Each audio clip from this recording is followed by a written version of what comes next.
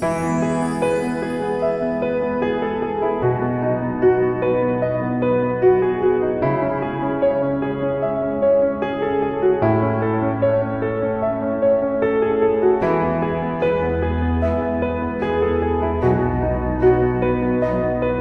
may pinagdadaanan ka, tandaan mong laging may pag-asa at may mga tao na handang makinig at tumulong. Huwag mag-atubiling humingi ng suporta kapag kinakailangan.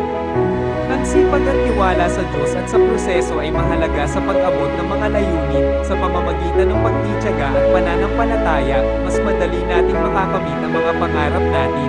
Keep going.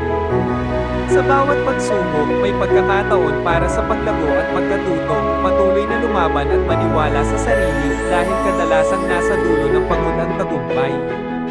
Sa pamamagitan ng determinasyon at pagsusumikap, makakamit din natin ang ating mga layunin.